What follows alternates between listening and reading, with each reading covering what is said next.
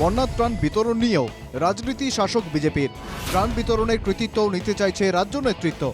বিজেপির বিরুদ্ধে এমন গুরুতর অভিযোগ উঠে এলো গোলাঘাটে। অদ্ভুত অবিশ্বাস্য এই ঘটনা ঘটেছে গোলাঘাটের সরুপাথারে। ত্রাণ সামগ্রী বিতরণ করে বিতর্কে বিজেপি নেতা জীবন চতিয়াকে প্রশাসনের শোকজ। অনুমতি না নিয়ে ত্রাণ বিতরণের জন্য শোকজ জীবনকে। বিজেপির রাজ্য কার্যনির্বাহী সদস্য সরুপাথারের জীবন। প্রশাসনের অনুমতি না নিয়ে ত্রাণ সামগ্রী বিতরণ করেছেন বলে জীবনকে শোকজ করেছে সরুপাথার রাজস্ব চক্র। অন্য কোনো দল, অন্য কোনো সংস্থা সংগঠনের সদস্য হলে অন্য কথা ছিল, কিন্তু দলেরই এক রাজ্য কার্যনির্বাহী সদস্যকে শোকজ করে ফের একবার নিজেদের হীন মানসিকতা প্রকাশ্যে নিয়ে এলো বিজেপি। জীবন চতিয়াকে এইভাবে শোকজ করে ঠিক করেনি প্রশাসন। স্পষ্ট ভাষায় এর বিরোধিতা করে প্রথমে ফেসবুকে পোস্ট করেন খুমতাইয়ের বিধায়ক মৃণাল শইকিয়া। শুধু ফেসবুকে পোস্ট নয়, প্রকাশ্যে এই ইস্যুতে জীবনের পাশে দাঁড়িয়েছেন তিনি। এনকেটিভি বাংলার সঙ্গে কথা বলতে গিয়ে কি বলেছেন বিধায়ক মৃণাল, প্রথমে শুনে নেওয়া যাক এটা। বহুতে তেনেকৈ ইয়াত খাদ্য বিতৰণ কৰিছে, কোনোবাই ভাত খুৱাইছেগৈ। কাৰণ কি চৰকাৰী ব্যৱস্থাটো অলপ সময় লয়। কাগজ পত্ৰৰ কথা আছে যে কোনোবা এটা কেম্পত যদি আজি মানুহ আহি সোমাইছেই, সেই চৰকাৰীভাৱে চাউল তাউল পাওঁতে হয়তো 24 ঘণ্টা লাগিব পাৰে বা তেওঁলোকক খোৱাৰ ৰন্ধাৰ ব্যৱস্থা নাথাকিব পাৰে। সেইকাৰণে কোনোবাই ভাত দিছে, এইটো বহুত ভাল কথা। আৰু মুখ্যমন্ত্ৰী মহোদয়েও আমাক কৈছে যে সকলোৱে এনেকুৱা সময়ত আচলতে যেতিয়া এটা দুৰ্যোগৰ সময়ত সকলোৱে আগবাঢ়ি সহায় কৰিব লাগে। তো জীবন চতিয়াটো 2008 চনৰ পৰা বিজেপি কৰি আছে, মোৰ লগত ভাল তেতিয়াৰ পৰাই সম্পৰ্ক। তেখেতে 2021 টিকেটো বিচাৰিছিল, টিকেট নাপালেও তেখেতে দলৰ হৈ কাম কৰি আছে। আৰু আগতে ক'ভিডৰ টাইমতো তেখেতে প্ৰধানমন্ত্ৰীকো PM কেয়াৰত পইচা দিছে।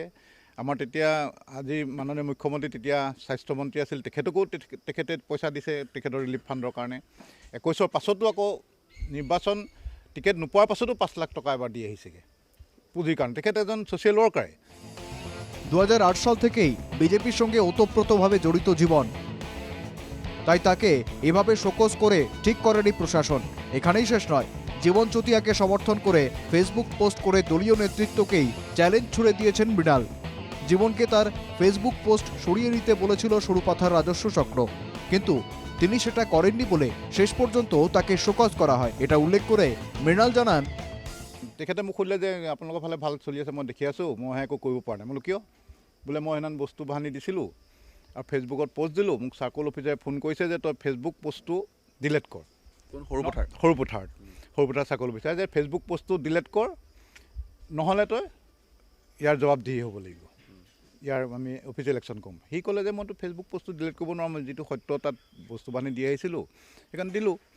ডিলেট নকৰিলে, সেইকাৰণে এখন নটিচ পঠাই দিছে তাত। কিছুমান আইন কানুন থাকে, কিন্তু সেইবিলাক সুপ্ত হৈ থাকে। আজি চবতে বেন কৰিব পাৰিব নি যে সাহায্য দিয়া নিষেধ বুলি ক'লেতো মানুহ সকলো জকি যাব। কাৰণ বহুতৰ এটা মায়া উপজেচনৰ এইখিনি ভোকাটোৰ মানুহৰ মুখত ভাত দিয়াটো, সেইটো কোনো আইনে বাধা দিব নোৱাৰে। ক'ৰ পুৰণিকলীয়া আইন কোনেও নাজানে, চবতে দিয়ে। বিজেপির রাজ্য নেতৃত্বের নির্দেশেই জীবনকে শোকজ করা হয়েছে, এমনটাই অভিযোগ।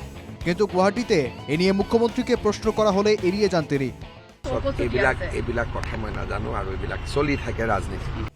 দলীয় অন্তর্কোন্দলি শুধু নয়, 26-এর বিধানসভা নির্বাচনের আগে বিজেপিতে যে ব্যাপক রদবদল হচ্ছে, যে ব্যাপক হারে দলবদল হবে, সরুপাথারের ঘটনা তারই ইঙ্গিত দিচ্ছে। Bureau report, NKTV Bangla.